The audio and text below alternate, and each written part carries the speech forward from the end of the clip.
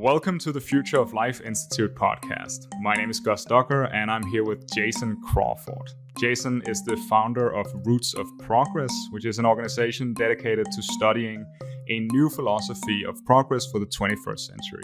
Jason, welcome to the podcast. Thanks. Great to be here. Thanks for having me. Great. Could you quickly summarize the history of progress on Earth for us? You know, the most pithy summary maybe comes from, I think it's Luke Muehlhauser. I hope I'm pronouncing his name correctly. He said basically everything was terrible for a very long time, and then the Industrial Revolution happened. Slightly, less pithy with a little more detail. I think you can sort of divide human history high level into kind of three eras. There was the tribal hunter-gatherer era, which lasted some tens of thousands of years or hundreds of thousands, depending on how you count. And then there was the agricultural era, which lasted another 10,000 years or so. And then for the last few hundred years, we've been in the industrial era. And the number one thing, I think, if you want to summarize it all down to just kind of like one concept or pattern, I think the most important thing to understand about progress is that it compounds, and therefore it accelerates. So if you map any, various metrics of progress you might have, like GDP per capita, or even just world GDP, or any of other sort of various similar metrics, like population or energy usage or whatever, and you map it on a semi-log plot, where exponential curves become straight lines, it's not even a straight line. It bends upwards. So the curve of human progress is actually super exponential. That is, it grows greater than any exponential. It is, potentially, you could think of it like exponential growth, except that the exponent itself is increasing over time as progress compounds on itself. Even the pace of progress itself, gets faster, even on a relative or exponential basis. Is this the mainstream view in economics regarding economic growth? Yeah, I would say if you asked, growth economists, Paul Romer or Chad Jones, for instance, would be, very familiar with this pattern and would tell you. I mean, in part, I'm getting it from them. So you mentioned that that growth is accelerating, growth compounds upon itself.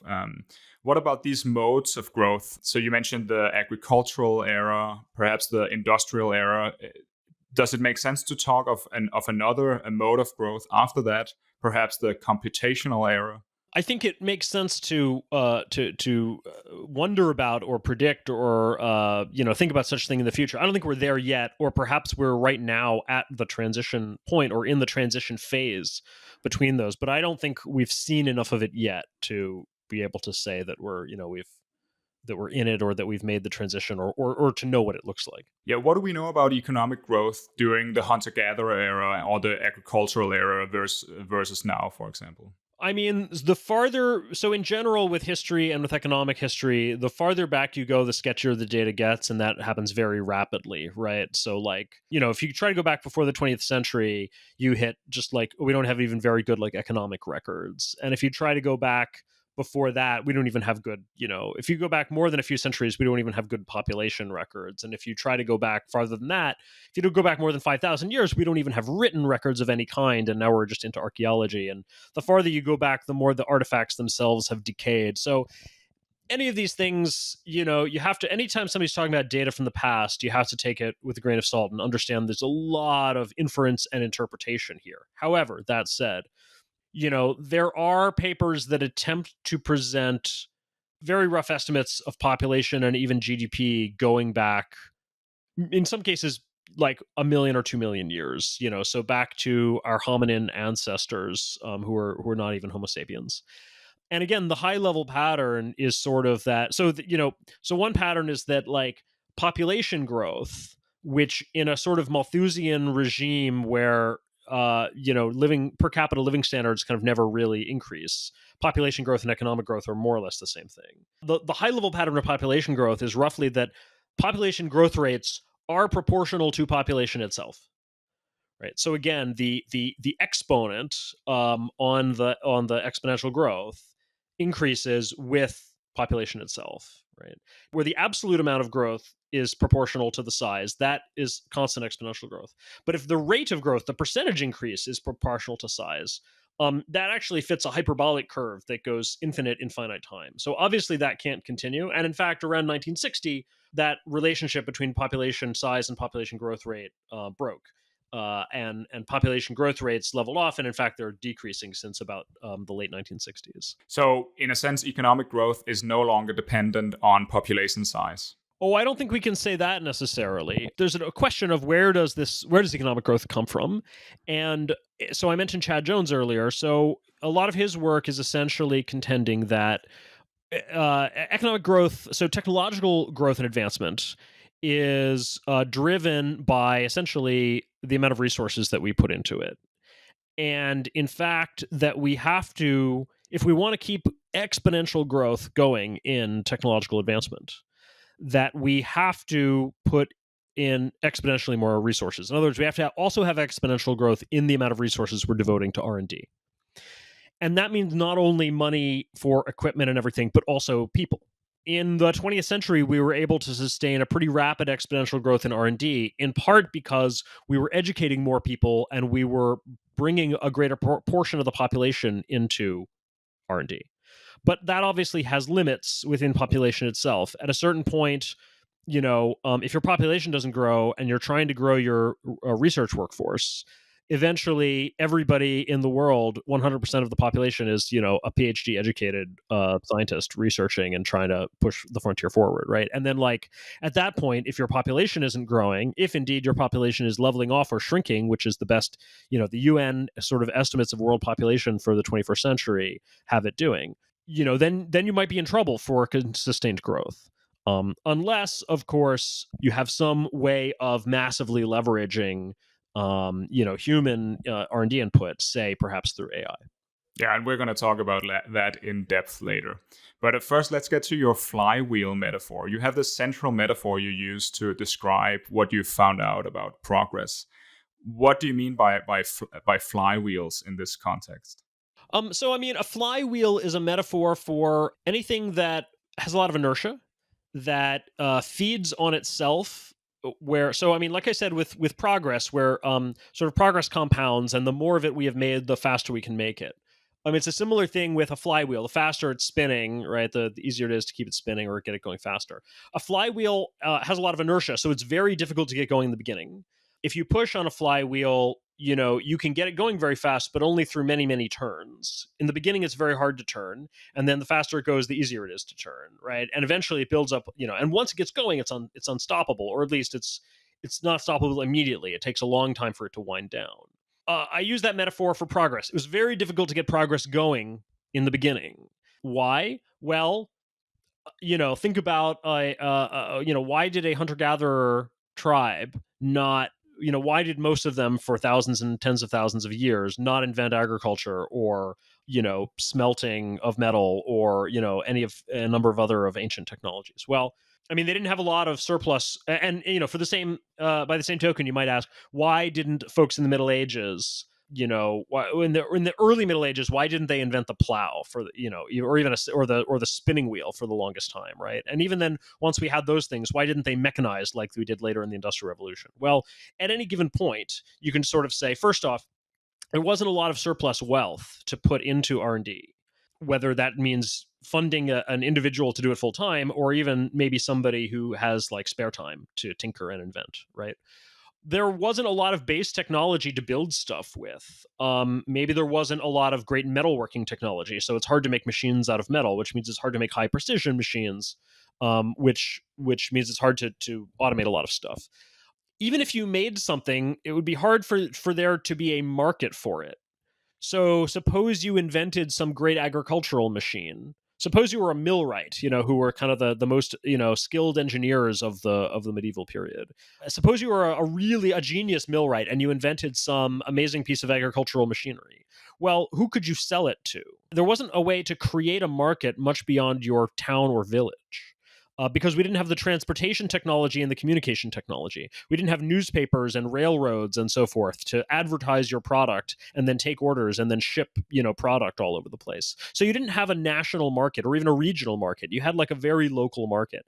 And so, small market sizes, because of low connectivity of the human race, meant that there was just there wasn't a lot of opportunity to make something that had a high investment cost, a high invention cost, and then leverage that through a large market because markets were small. if you made some, I mean, in the era before printing, or for that matter, before written language, if you made some great discovery, how could you even tell people about it, right? Word didn't travel until, we got like the Royal Society, which set up, and the what do they call it? The Republic of Letters, where, these sort of scientists and other, natural philosophers were like literally writing letters to each other, and then the transactions of the Royal Society could print those in a proto journal, because we had the printing press and so forth. In all of these technologies, and advances and social advancement, too, right?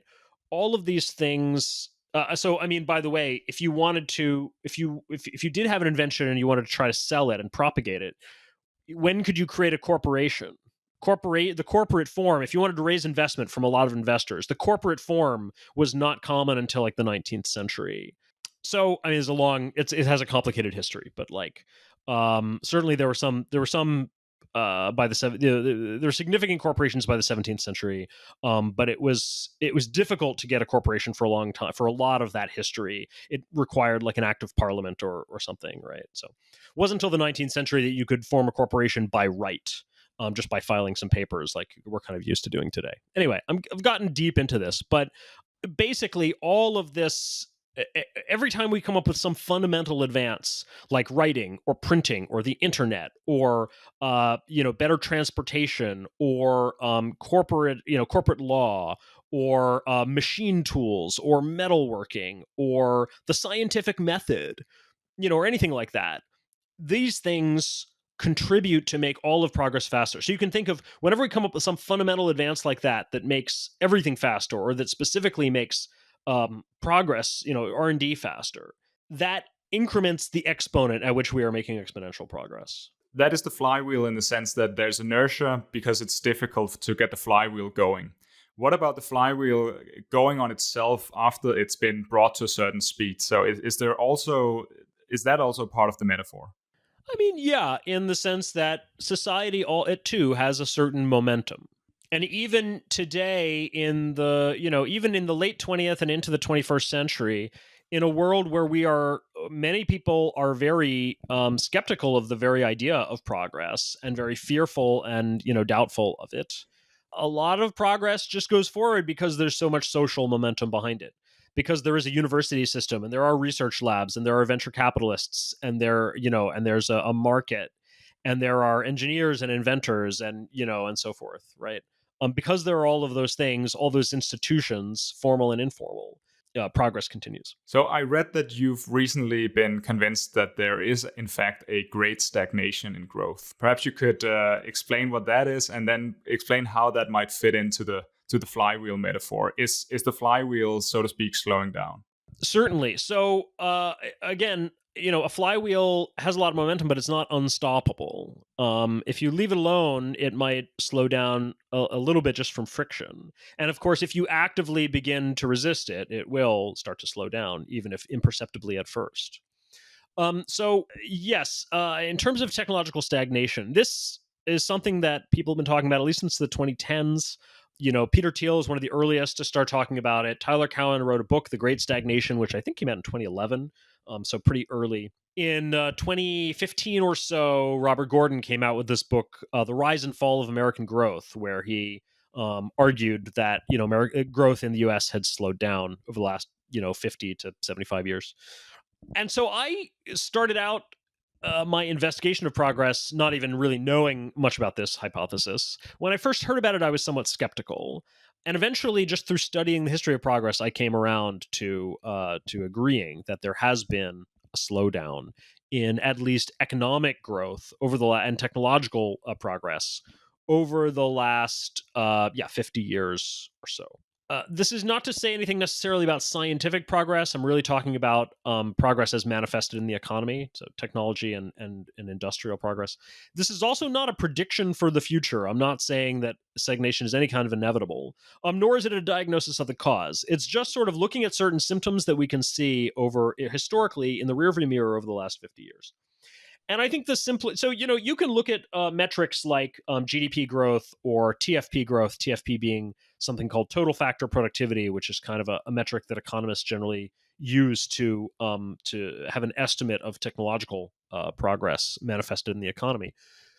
You can look at those numbers, and those things certainly tell the story. They have slowed down. You can look at it more qualitatively as well. So, one reason why people are often skeptical of this idea of a slowdown is because they look back at the last 50 years and they see a remarkable amount of progress.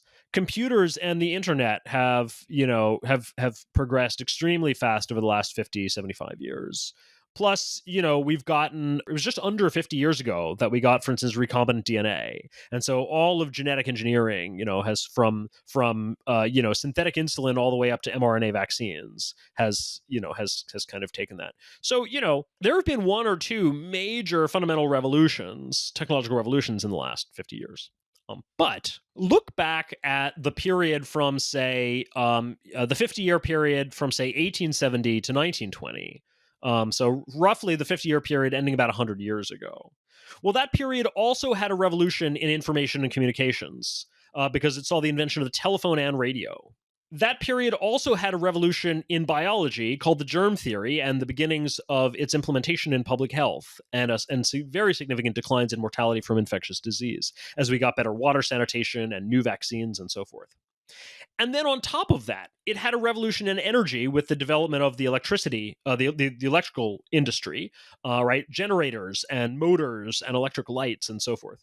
It had another revolution in energy with the invention of and deployment of the internal combustion engine, which led to a revolution in transportation with the invention of the automobile and the airplane. And then it had a revolution in applied chemistry, which gave us things like synthetic materials like the first plastics, such as Bakelite, and the first synthetic fertilizer through the Haber-Bosch process.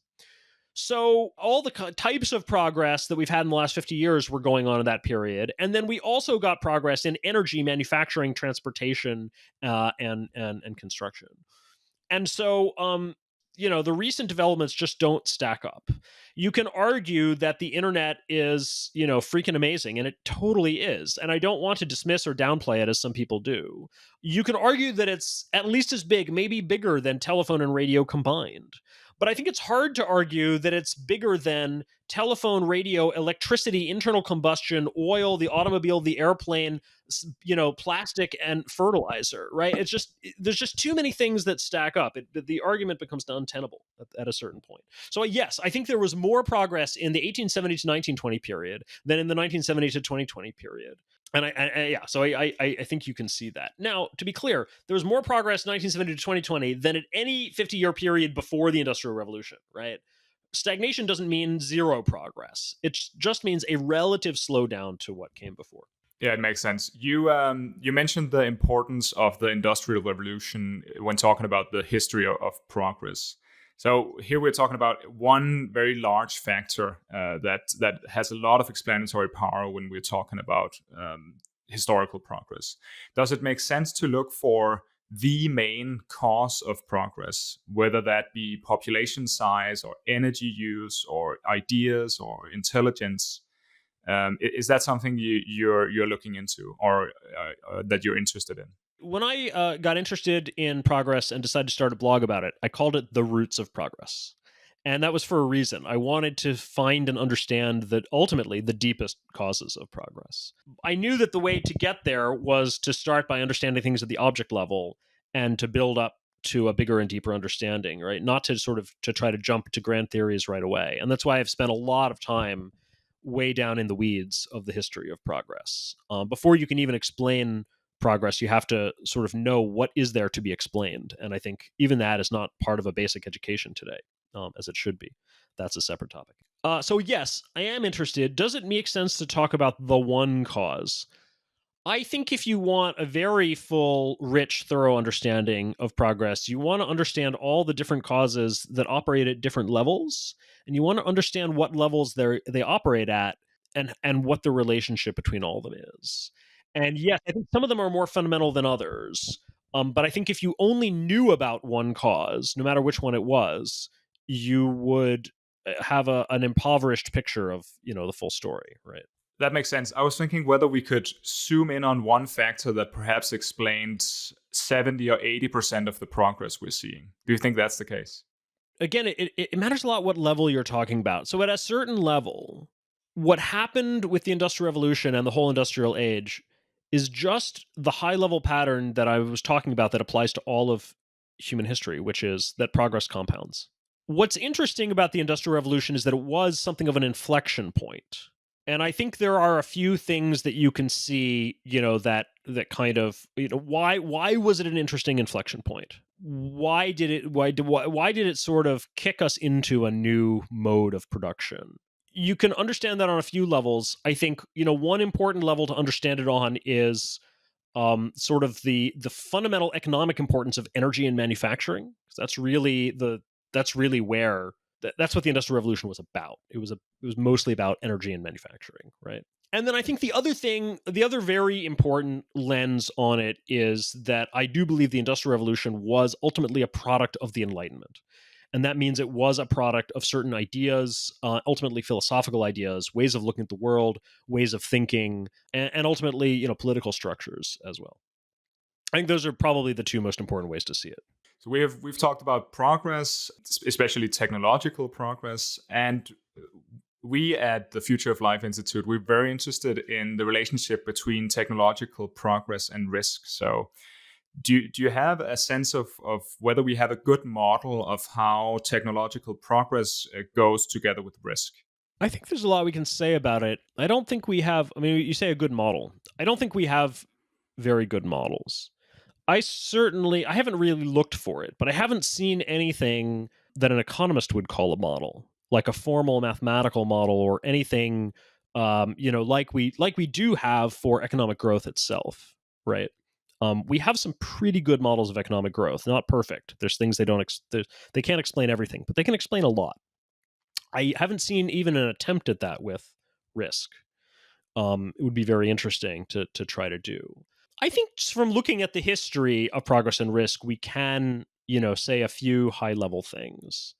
I think it's certainly true that progress overall decreases at least day to day risk or even year to year risk for individuals. And you can see that just in mortality rates. So the long term decline of mortality rates is one of the big stories of progress.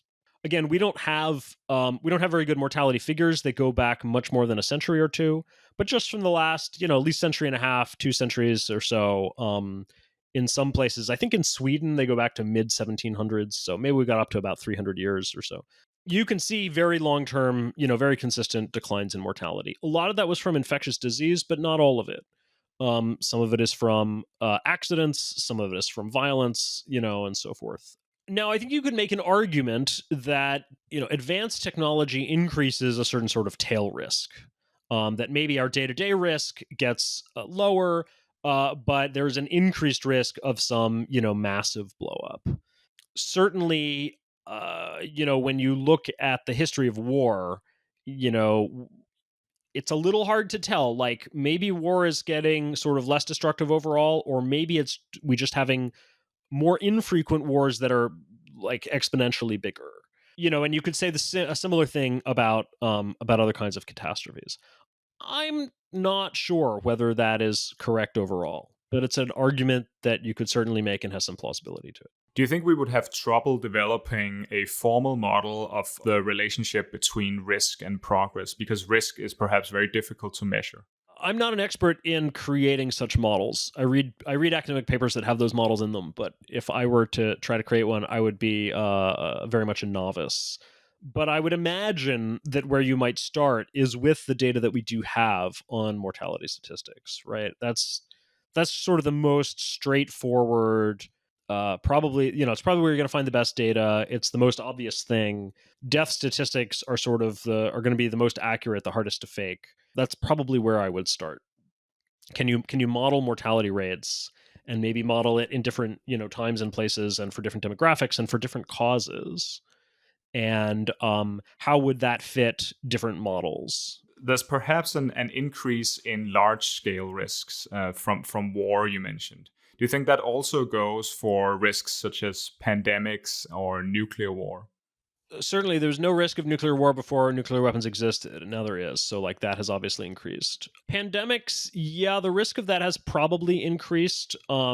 One, because we're just a much more connected society, and two, because we have like bio research now, which could accidentally create or sometimes deliberately create lethal pathogens. So I mean, at the same time, we also have a lot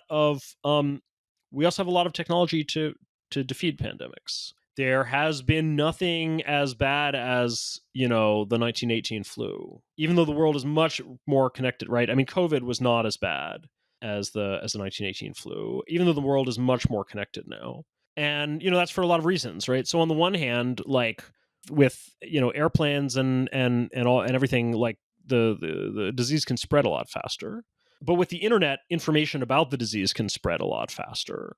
And the science of the disease can progress a lot faster. And we can sequence the DNA of the virus or the RNA of the virus, and we can instantly publish that. And we can even track the virus around the world by sequencing, genes from its genetic material from different victims, and we can create a vaccine, right away. I mean, here's the thing: in the 1918 flu, it wasn't just the flu. It was what often killed you was not the influenza, but it was the subsequent bacterial pneumonia that you would get once your system was weakened from the pneumonia. Today we have antibiotics, right? We would be much less susceptible to an influenza pneumonia combination like that. And today we have mRNA vaccines, and perhaps in the future we will have broad spectrum antivirals that are as effective against a broad class of viruses as our current antibiotics are effective against many different bacteria. And maybe we'll have far UVC light sanitizing the atmosphere, at least indoors, so that these things don't spread so much indoors. And maybe there's all sorts of things. Maybe we'll have wastewater monitoring so that we can detect these things much faster, right? So I suspect that what happens is that we go through peaks of vulnerability. So vulnerability ramps up as maybe technology creates risk, and then it ramps back down again as more technology decreases the risk. You see this with, for instance, car accidents and road deaths. The road deaths, as even in absolute numbers, or even as a or per capita, in the U.S. they ramped up as more people were driving, and then they peaked in the middle of the 20th century, and then they've been coming down ever since. Even in absolute numbers, road deaths are on a long term decline, even as the population grows and as vehicle miles traveled grows even faster. That's probably the high level thing I would look at. And I think if you just think about general existential risk, I think most people who think deeply about this would probably say, yeah, in the future, we are going to be much less vulnerable. And in fact, perhaps now is a uniquely vulnerable time, right? So maybe we're somewhere near the peak of that risk curve. If we look historically, can we say anything in general about how the pace of development of a given technology has an impact on the safety of that technology? I don't know if the pace of development per se is the best thing to look at.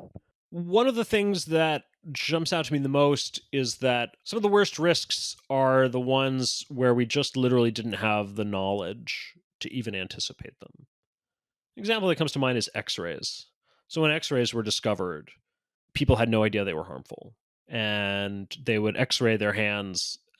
People would go get an X-ray of their own bodies as like a novelty at parties for fun. With like no shielding. And X-ray technicians actually, when they were setting up a machine to make sure it was working properly, they would do an X-ray of their hand. And then a lot of these guys ended up getting severe damage to their hands. Some of them had to have their hands amputated and so forth. It was quite common. So this was I mean, people died from experimenting with this stuff. And you think about it, this radiation phenomenon, like, you can't see it, you can't hear it, you can't feel it, you can't detect it in almost any way. It's this like ghostly ethereal thing that seems to have like very little contact with like the material world. How could it possibly hurt you, right? Like nobody could really anticipated that. So that's the kind of thing, just like it's the unknown unknowns that are really the worst. What are some other? I mean, I'm kind of thinking about this in real time because I haven't analyzed this this question. So I'm just trying to pull up some relevant examples and think about them, right? I mean, automobiles are a good example, right? So like early automobiles were pretty dangerous. They were slightly less dangerous in that they didn't go as fast, and people weren't going as fast on the road, and the roads weren't paved so that you couldn't even go very fast. But they didn't have they were missing most safety features, right? I mean, they had brakes and they had steering, obviously, but like short of that, they didn't have seat belts. I can't remember if they had horns. Maybe they're not standard. They didn't have lights to signal, brake lights, turn signals, that kind of thing. We didn't have stoplights and like traffic direction, that kind of thing. So there was and of course anybody and everybody would walk in the streets, and horses and children and whatever, right? There was no separation. So what made automobiles dangerous? I mean, part of it was the automobiles were, began to be placed in the hands of like everybody. So contrast, at least with the railroads, you had a trained professional running a locomotive, but with automobiles, it started to be like, yeah, anybody who can buy one can drive one. And of course, again, we didn't have driver's ed, we didn't have driver's licenses, etc. There was this sort of widespread availability and economic incentive for lots of people to get one. Another thing I think about around the same era, a little earlier, is the patent medicine industry. So around the very late 19th century into the early 20th, the medical industry, like the drug industry, was just absolutely full of shams and fraud. And there's a lot of stuff that was, at best completely ineffective, and often actually quite harmful. Some of it containing large amounts of alcohol or even, toxic stuff.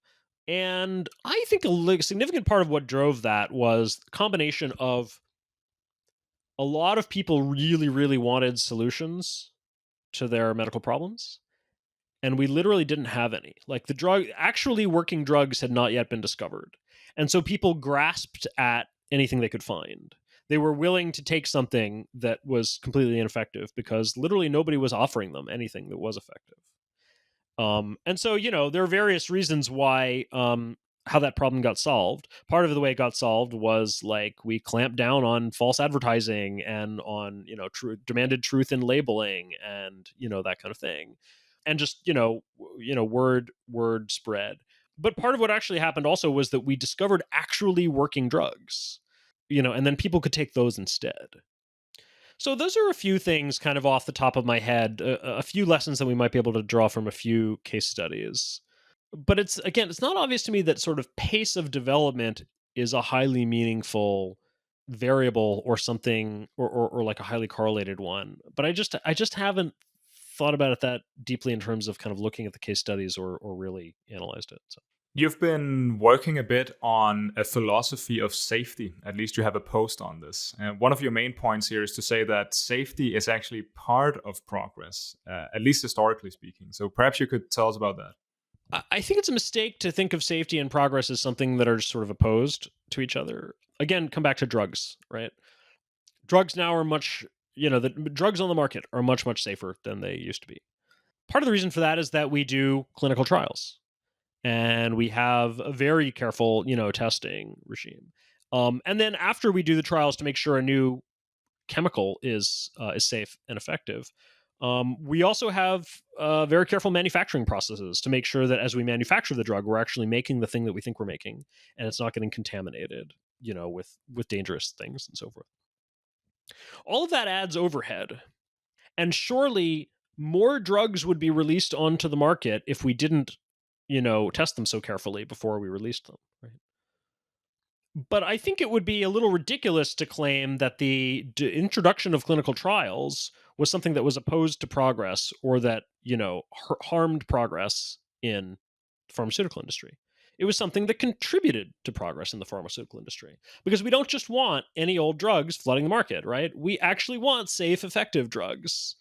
When you think about progress is ultimately getting us more of what we want as human beings, and what we want is safe, effective drugs, not random, dangerous drugs.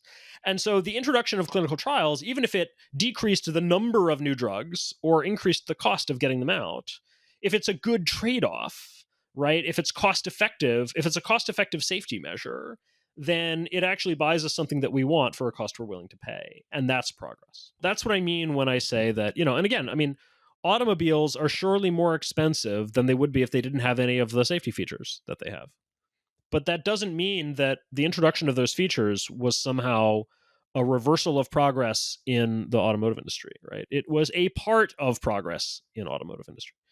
It contributed to that progress. We have better, safer cars are better cars, even if they're a bit more expensive. Again, as long as the cost benefit trade off is worth it. Yeah, there's a case to be made that we are overcautious and we overregulate some areas, perhaps air travel, and we are undercautious and we underregulate other areas, such as maybe biological labs. Do you have any ideas why we might both overregulate and underregulate at the same time in different areas? I mean, this phenomenon is very common. I mean, it happens even within, one agency, right? So, like, Scott Alexander has written a lot about the FDA in the U.S., and he points out that the FDA is too strict about some drugs and like not or treatments and not strict enough about others. So it will let through occasionally drugs that that don't even work super well, like the Alzheimer's one that I can never remember how to pronounce, aducanumab or something like that. And then maybe they take a long time to approve something that maybe should have gotten approved a lot earlier. Overall, Alex Tabarrok makes the argument that that on balance they're actually way too strict. But in something that doesn't mean that every decision they make is therefore like too strict, right? Yeah, why does this happen? I mean, I certainly think visibility is a big part of it. Air safety is very visible. When a plane crashes, it makes the news. Biolab leaks are not very visible. Most people don't even know that they happen. Terrorism is extremely visible, right? And so we overcompensate for like terrorist attacks in terms of that security, and then maybe we undercompensate for lab leaks, that kind of thing. So visibility is a big part of it. So part of it has to do with kind of sins of omission versus sins of commission, right?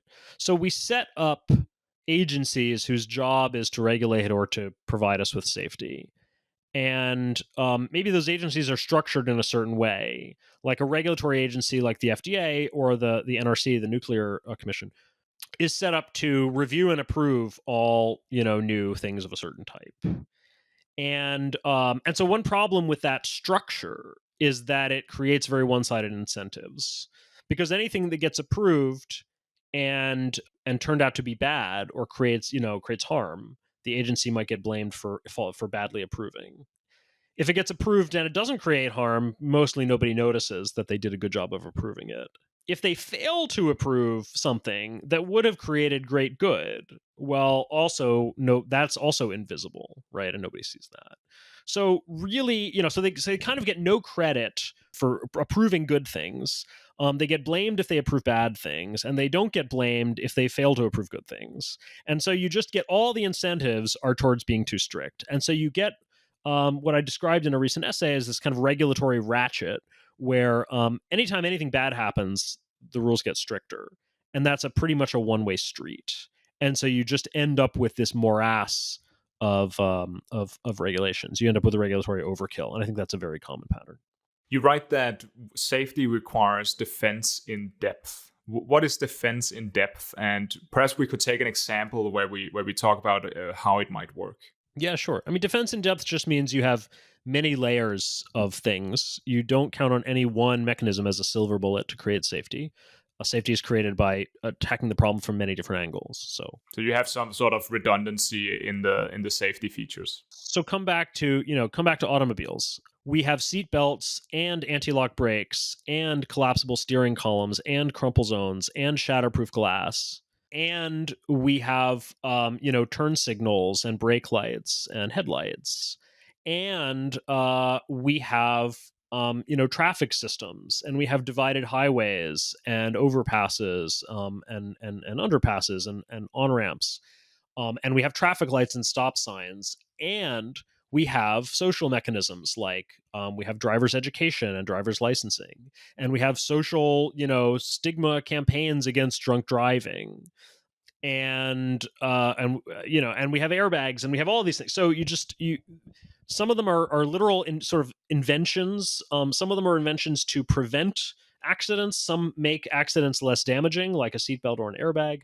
Some of them are in the systems rather than, like the road system rather than the vehicle itself. Some of them are about the driver. Some of them are social. Some of them are legal. Some of them are moral.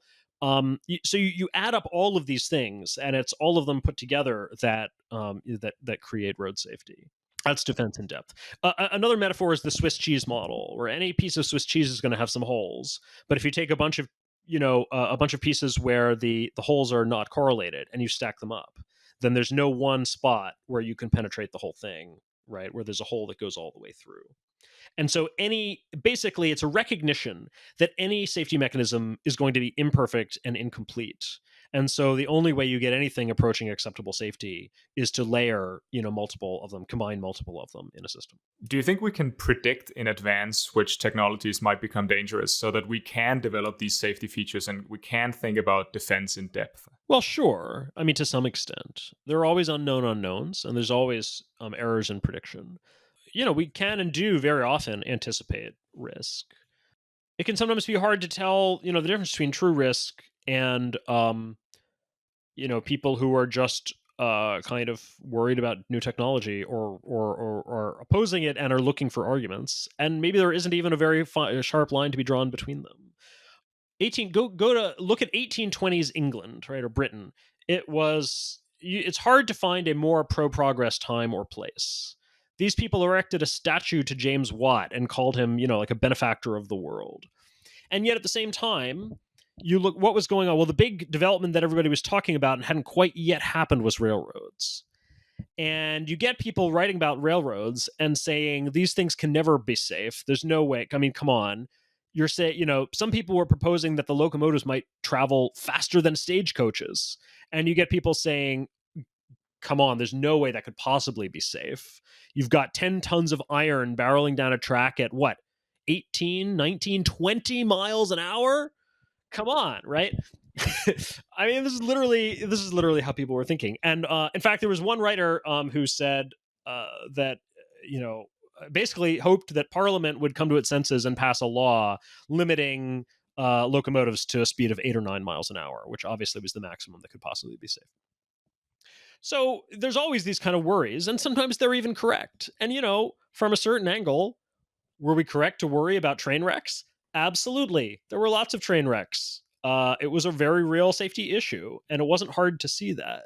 But it was also wrong to say that 8 or 9 miles was like the maximum safe speed, and that we should just limit things to that. And if we had done that, it would have been, very bad for the economic development of the world going forward. So yeah, it's always possible to, and by the way, even before, even before railroads became a big thing, people were starting to recognize some of the safety and even the pollution problems. So in 1829, there was a famous contest held called the Rainhill Trials to test a bunch of locomotive engines against each other, try to figure out whether there was any engine that was ready to actually work a passenger railroad, which none had yet done.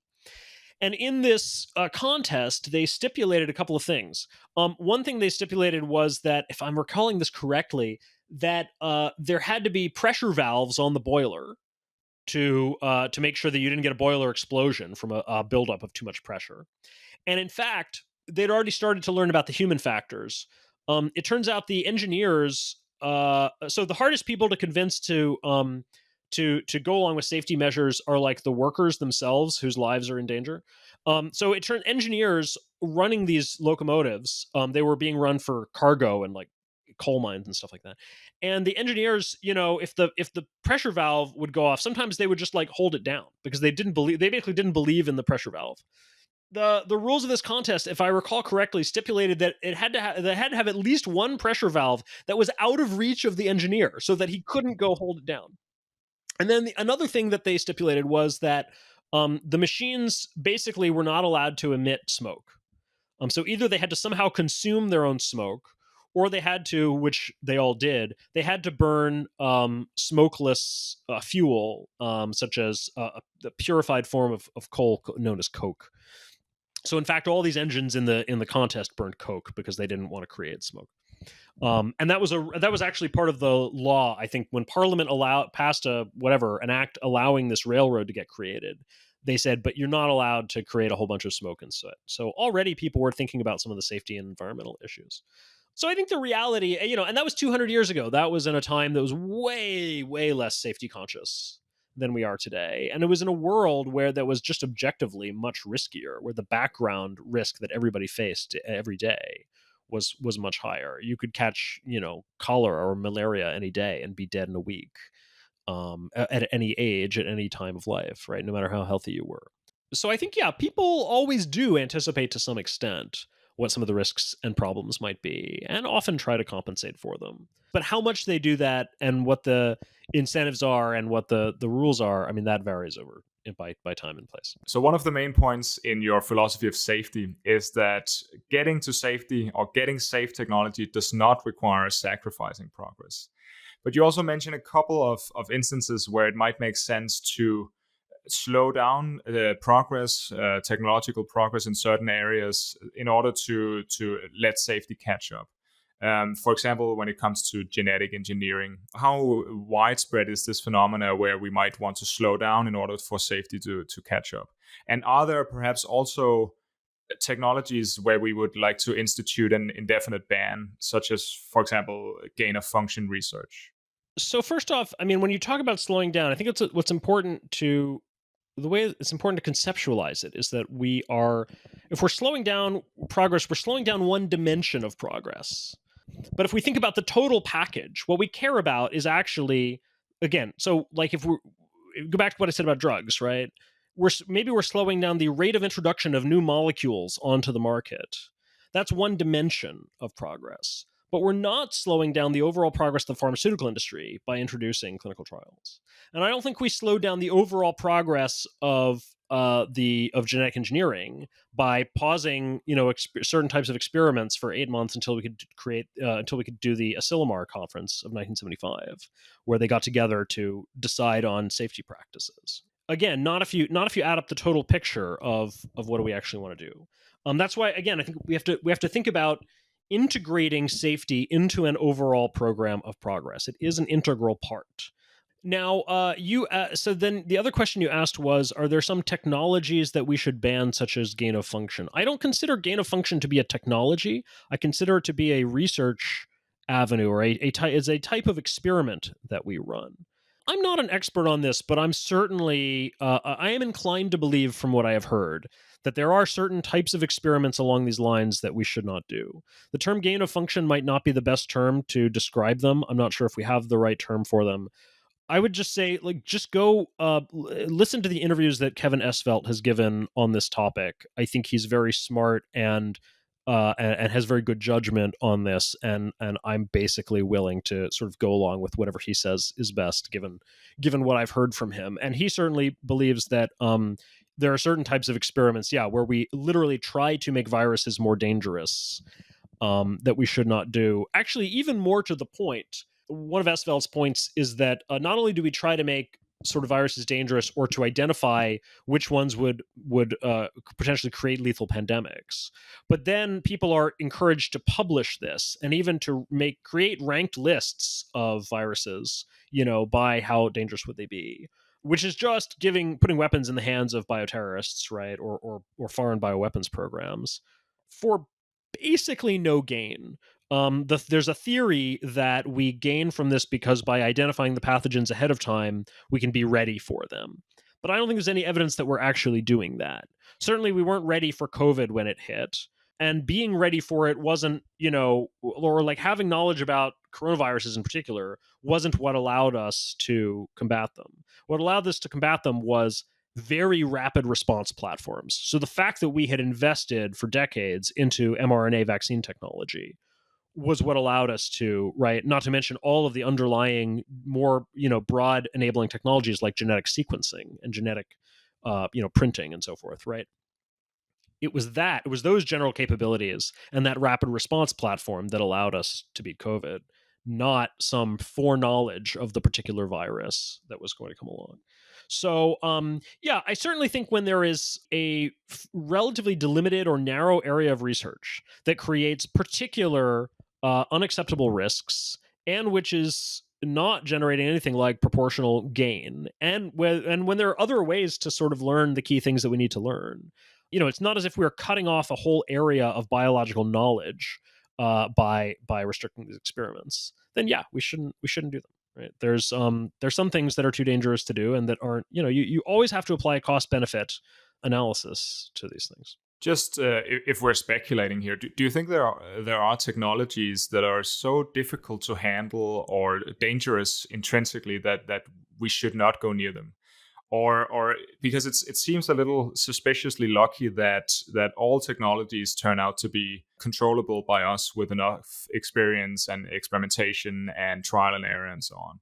Do you think there are areas of science or technology where it would be ill-advised for us to go? Yeah, so first, I don't think it's luck. I think it's the nature of human problem solving that we can conquer pretty much anything given, sufficient compounded intelligence and work and research on the problem.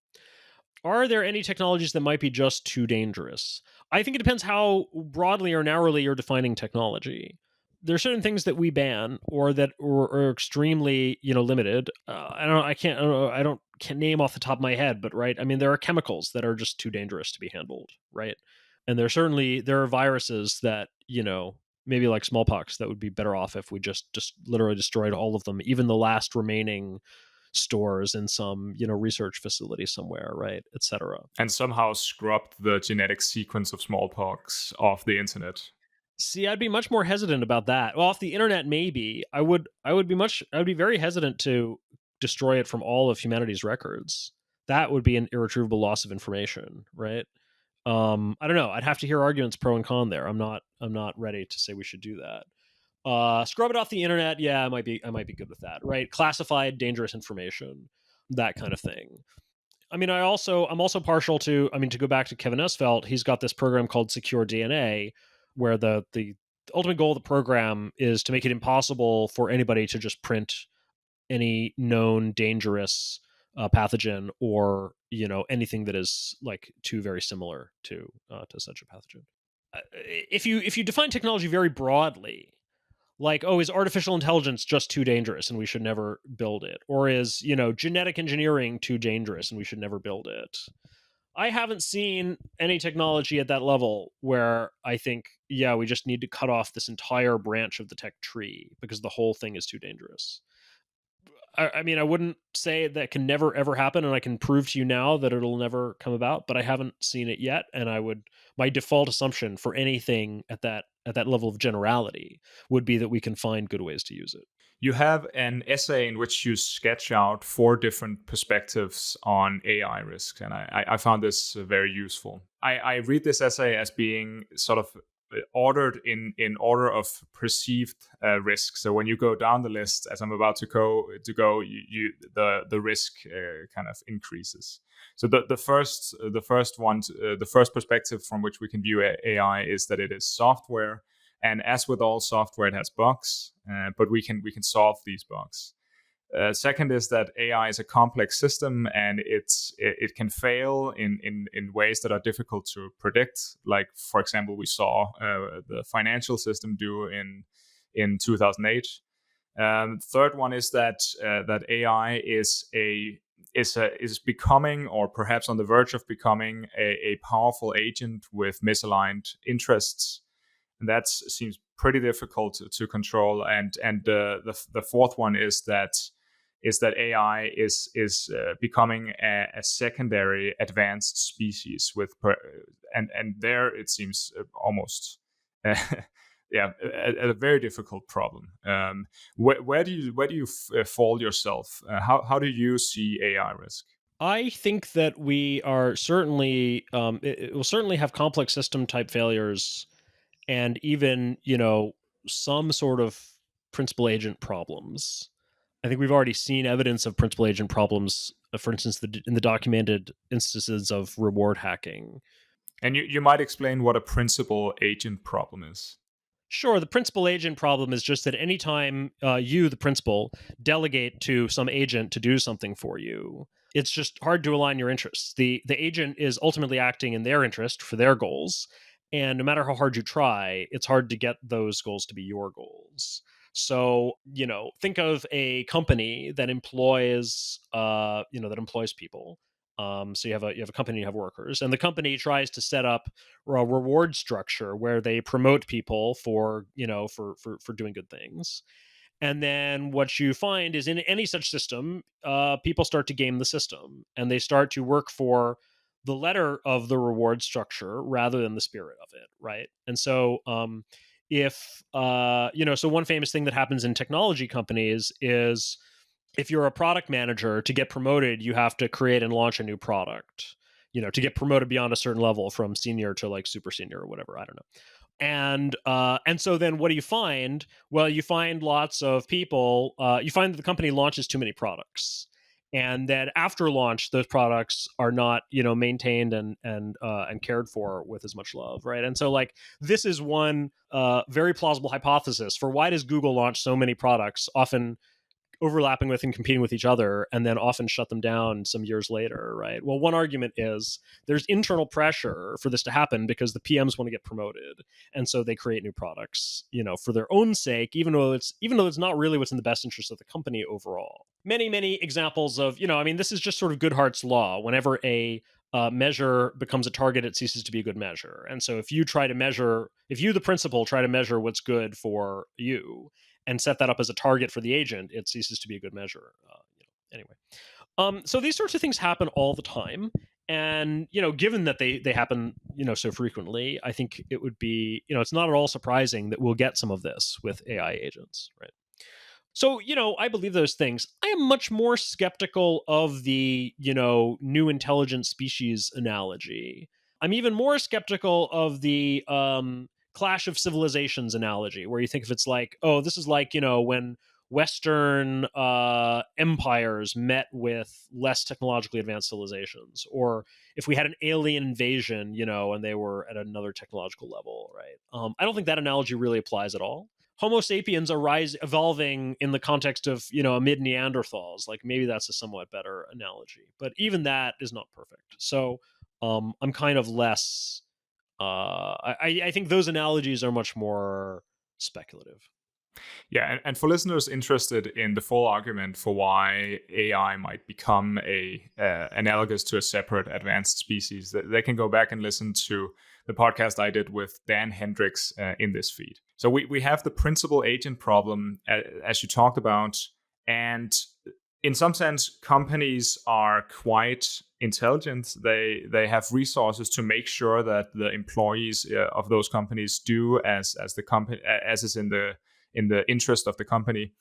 In the case of AI, we are the principal, and the agent is the AI. But what if the agent grows to become more intelligent than the principal? Will it still be controllable?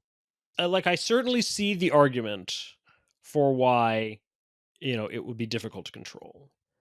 I'm not convinced that we can't find some way to do it.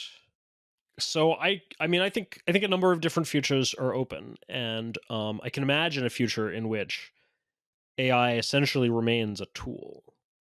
And if that is somehow impossible, I can imagine a future in which AI becomes autonomous, but still coexists peacefully and productively with us. Or, and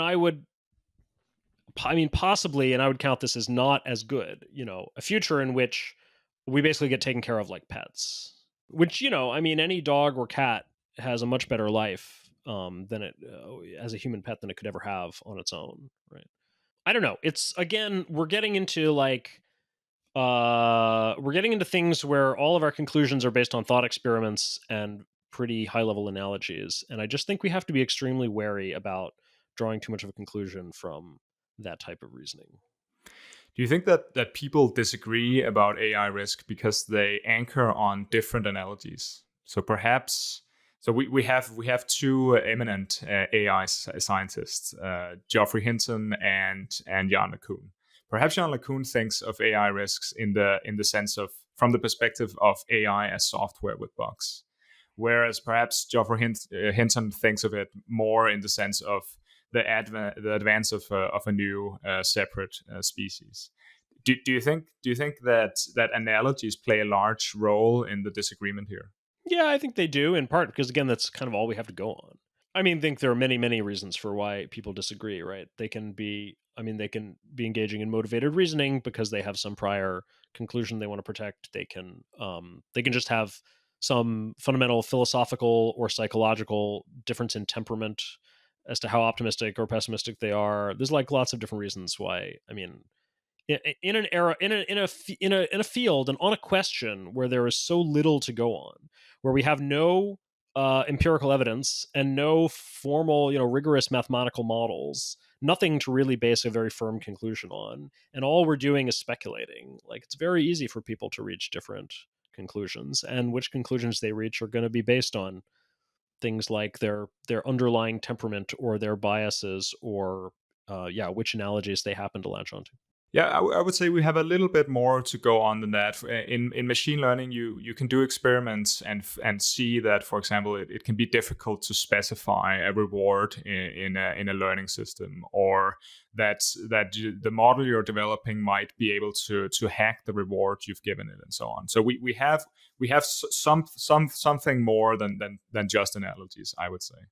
Fair, but not enough to get us to the big conclusions. Yeah, agreed. And so perhaps we should try to get more empirical data to solve this problem. This leads us into your essay on solutionism on AI safety. So, what is solutionism in general, and how do you see this applying to the AI safety problem? Solutionism is my, third way. I tend to hate the discourse around safety and other kinds of technological problems, because it tends to break down into the complacent optimists versus the defeatist pessimists. Right. So on the one hand, the folks who are so pessimistic that they see no way to solve the problems that they envision or that they identify. And then on the other hand, the folks who are so optimistic to the point of complacency where they don't even see the problems, or they want to dismiss the reality of the problems, claim they don't exist, claim that they're trivial, claim they'll be easy to solve, claim that they're already solved, etc., and so forth. And I think problems are often real. And the way we make progress is not by denying or dismissing them, but by tackling them and solving them.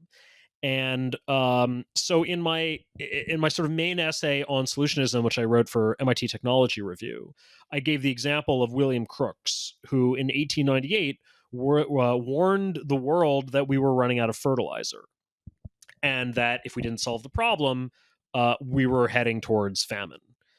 And he was right. The numbers, we were running out. We were relying on natural fertilizer, and we were using it up, way faster than any processes were replenishing it, and we were going to run out.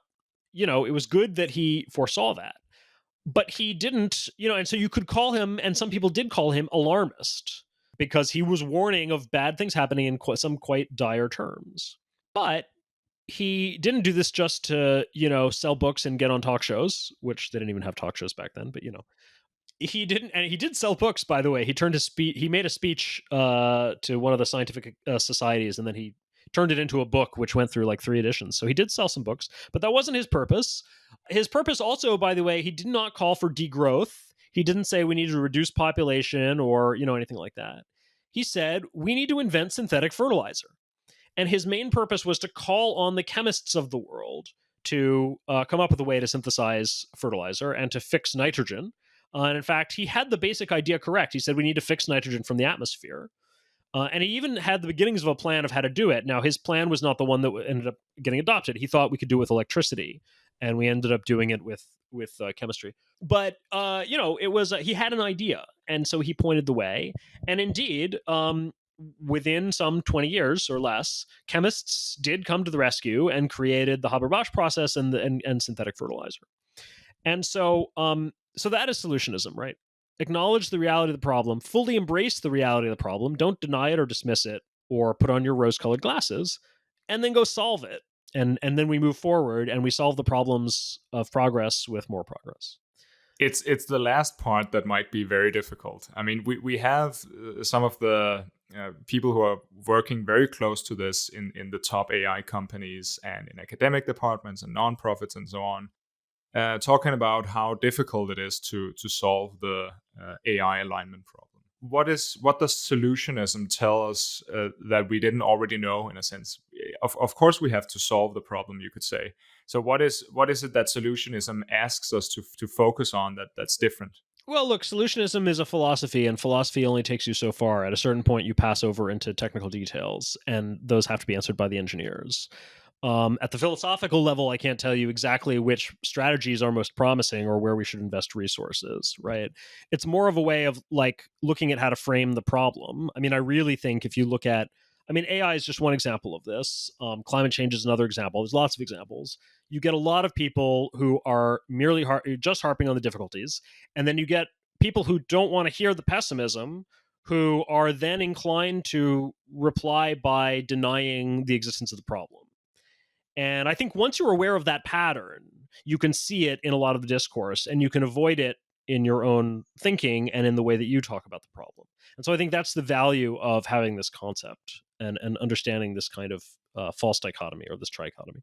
You know, as for what to actually do, again, I mean, I'm not the expert. There are a lot of different ideas. I think we should pursue all of them, or anything that anybody thinks is promising and worth investing in. I mean, I do think that we've been held back for a long time by, this will echo something I said a little bit earlier, but I'll reinforce it here, and I'll cite part of where I got this from was Scott Aronson he did a different podcast, the AXRP AI X Risk research podcast. He did a very good interview with them where he pointed out that like any field of science or engineering to make progress needs one of two things. It needs either empirical data or it needs like a rigorous or like formal mathematical theory. And for decades, AI safety has had neither of those things. And so it's been very difficult to make progress. Now that we have some pretty capable AI models, we finally have the ability at least to get some empirical data.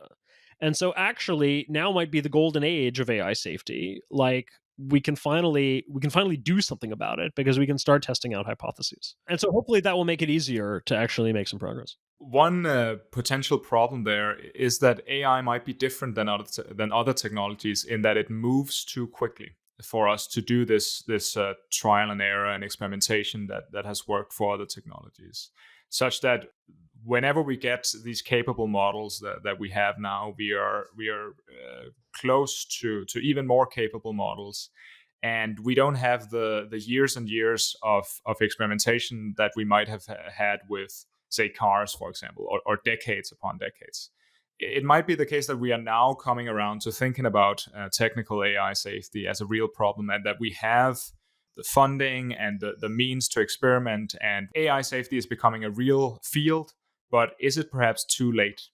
Like, first off, historically speaking, I think we're extremely early when it comes to thinking about AI safety. Like, I don't know many historical examples of something where people have been so concerned about safety for so long before you had any like real capability at all.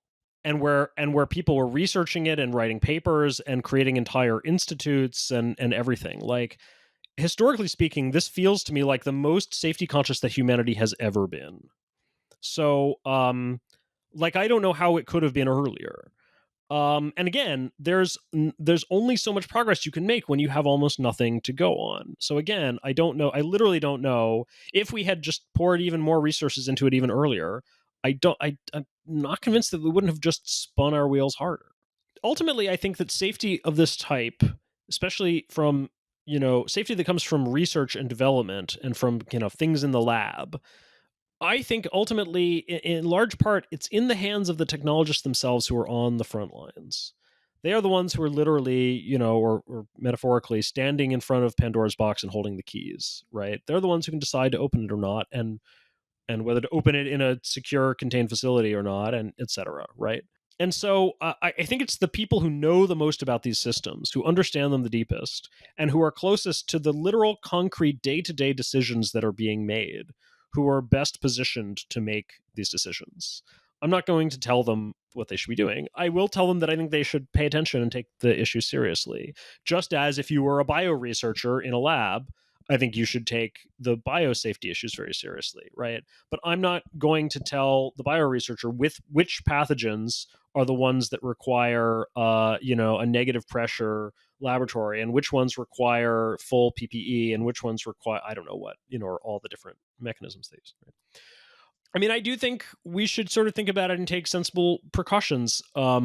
Certainly, we should think a lot about what are we hooking these systems up to. One thing I would wonder about is sort of like what's the security plan for GPT having, an API access, right, to various things, right? And it's getting tools now, and you can plug it into all sorts of stuff, and like, what are people going to do about that? That seems like a thing where, okay, now that it can do something other than just chat with me, that's certainly the kind of thing where we want to think very carefully about, like, what are we hooking it up to? Just as we would think about, if we were going to give an API to anybody, we would think about what can this API do, and what might someone do with it, right? But Do you think AI is a normal problem? So do you think AI is a problem of the sort that we have faced before and solved before? Or do you think AI risk might be different? I mean, my first question is: are there any normal problems? Like, I mean, at what level? Like, on some level, it's a new, different problem. There are many aspects of it that are new and different.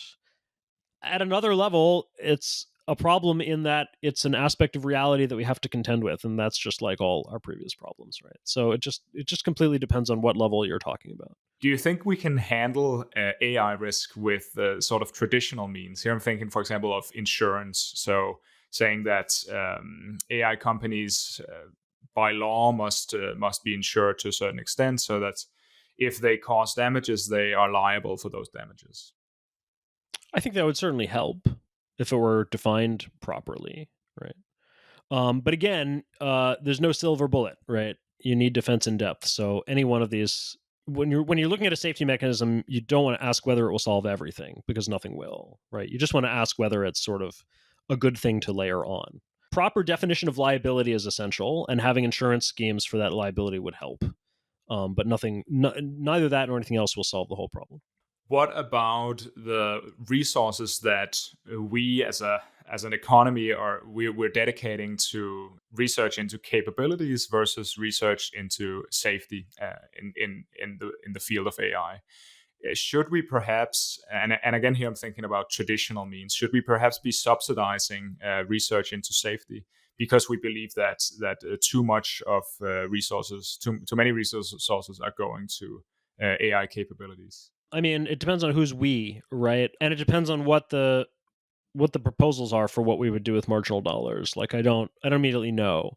Within AI companies themselves, I mean, I would like to see safety integrated with the development. I mean, it makes sense to have some of it be separate. Certainly makes sense to have kind of, like a black hat team, right? A team who's not thinking about it, is not responsible for capabilities, who then gets to think about what are the ways this could go wrong, and their whole job is to be the advocate for the other side of the judgment. But just in general, are there high ROI opportunities at the margin that we're missing? Like, I don't know off the top of my head. Here's something concrete, right? Say a wealthy philanthropist sponsors a pool of prize money that's used to set up bug bounty programs for these systems, such that anyone finding a security flaw can report that flaw and get money from the prize money pool, instead of perhaps using that flaw in the system to earn money in some illicit way. Oh, yeah, sure. That's a good idea.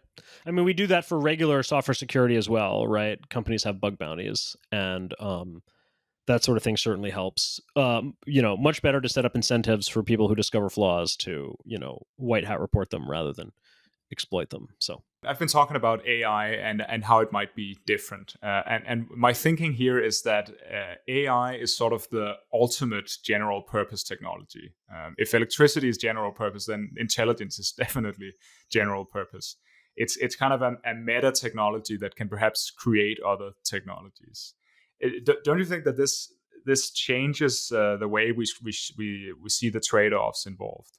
That we're dealing with something here that might be more powerful than any technology we've faced before. certainly. I mean, we're very often facing something that's more powerful than any technology we've faced before, because that's the nature of progress in technology, right? When we created nuclear power, that was the most powerful energy source we had ever found. And when we created internal combustion engines, they were the most powerful engines we'd ever created. And When we created fire, that was the most. yeah, right. We generally don't waste a lot of time creating things that aren't going to be more powerful than anything we've ever created. Yeah, no, I think it's certainly true. And I mean, look, this is part of the reason to be worried about it. It's also part of the reason to be excited about it. I think in general, like any powerful new technology is going to be maybe sort of equal parts exciting and worrying.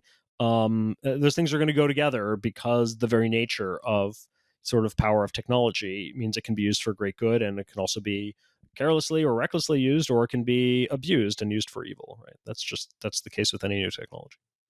What are you most worried about that we will, as a species, as humanity, seriously harm ourselves by using by AI, basically, or that we will fail to harness the full power of AI, fail to use it to use the technology to its full potential?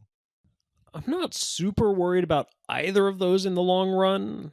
I think failing to use it to its full potential is much more plausible. Some sort of disaster from AI is likely just because, again, I mean, every new technology creates the potential for disasters and often creates disasters.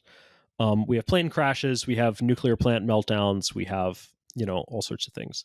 I expect some disaster at that level from AI, right?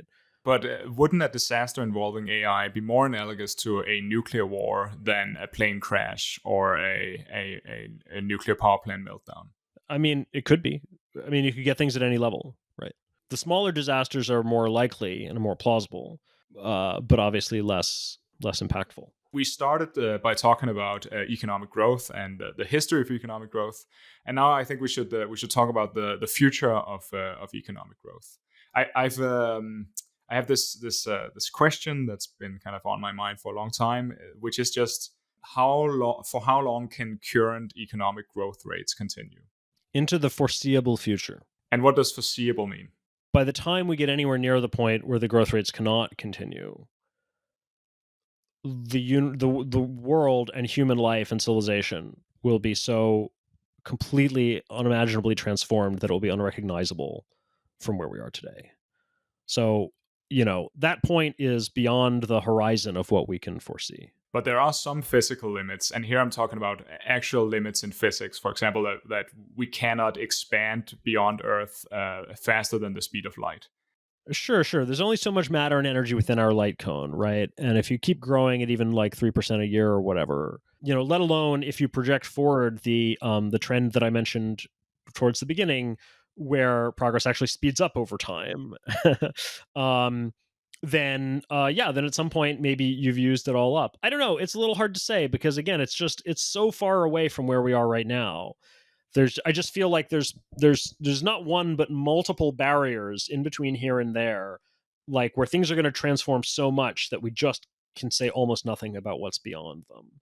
But all I know is that it'll be a completely unrecognizable world, right? It'll be a world where there's no disease, where death is like completely optional, where we can travel anywhere in the universe that it is physically possible to travel, where we can build anything, that it's physically possible to build as fast and as cheaply as it's physically possible to build it, where we've already, created all of the, every possible form of art personalized to every possible different taste, where we've can transform our bodies and inhabit, any kind of physical object that it's possible for a consciousness to inhabit, where we've created every sport and game that we can possibly think of and have mastered them and had every kind of competition, where we've solved like literally every problem in the universe left to solve. I can barely begin to guess at what that world looks like, and I don't think anybody else can either. And if we're just extrapolating current growth rates out into the future, that world is perhaps thousands of years away.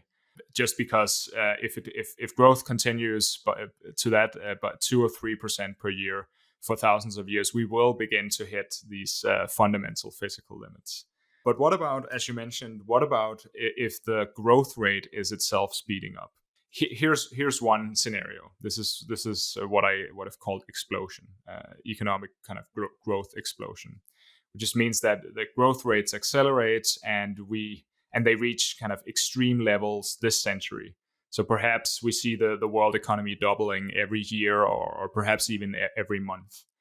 And then the scenario that you just described begins happening much at a much more in a much more quick much faster than we might have thought. So perhaps this century as opposed to thousands of years.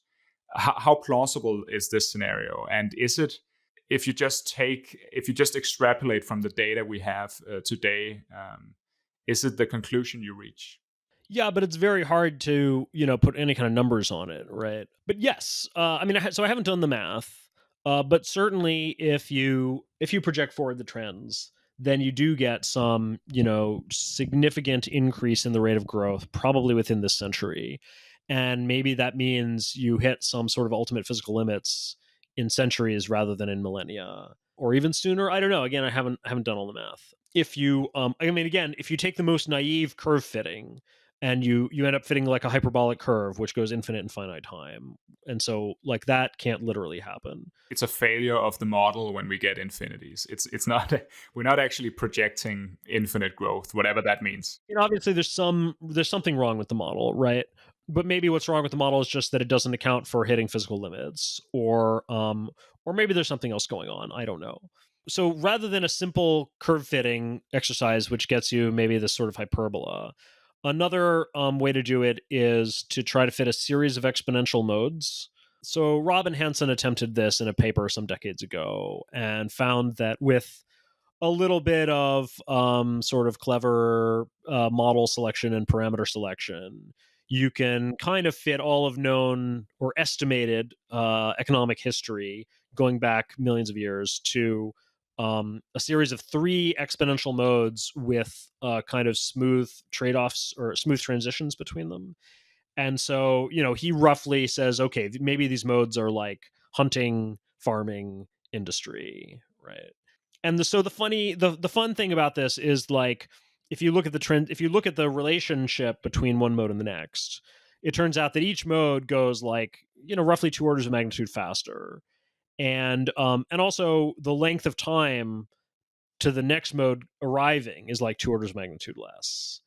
And if you extrapolate that out and say, well, what if there's a fourth mode? When will it come and how fast will it go?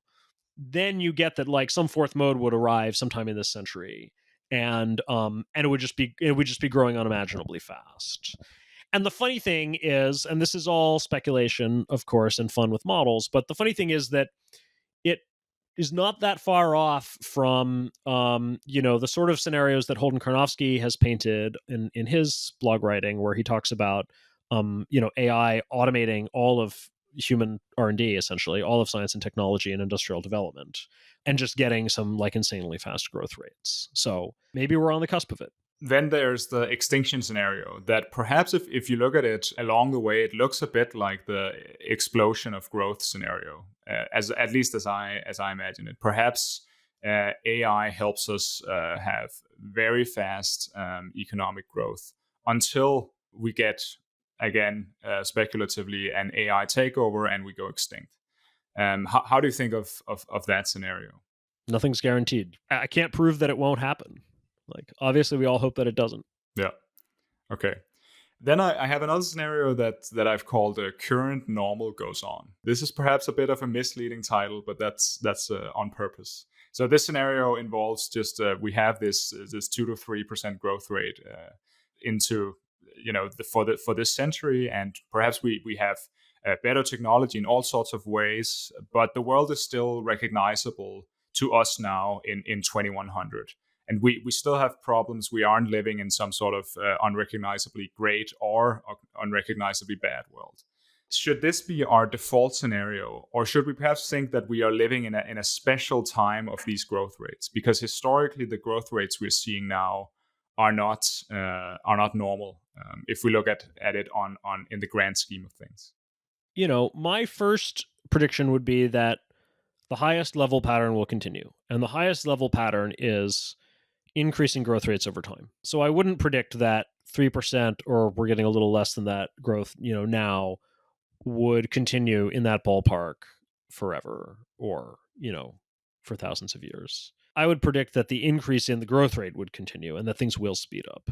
But again, that is not guaranteed either. Your normal world continues scenario is maybe the world where we get the Butlerian Jihad, and we go to war against the machines, or at least the AI, and destroy all of it, and outlaw it, and then just sort of continue on in our 20th century industrial mode, for forever. If that's even possible, I mean, I don't know. I sort of doubt it. What about a scenario in which civilization collapse, but in a slow way? So perhaps we can imagine that growth rates decrease, and we slowly lose knowledge, we lose capabilities, perhaps the populations decline all over the world. And then maybe in some thousands of years we die out from a natural disaster, like an asteroid or a volcano or a pandemic or something like this. Yeah, what do you think of that? This would be like if you took the Great Stagnation and extrapolated that, and took the kind of most worrying extrapolations of the Great Stagnation. Yeah, I mean, that's possible. Civilizational collapse certainly has happened before. Stagnation and regression have happened before. I suspect we are less vulnerable to civilizational collapse than we used to be. And I would like to think that that trend will continue, and that we'll continue to get less vulnerable to collapse. But I haven't studied collapse in enough depth to have a real theory there. All right, Jason, it's been a real pleasure to have you on. Thank you for coming on. Thanks a lot. It's been a fun conversation.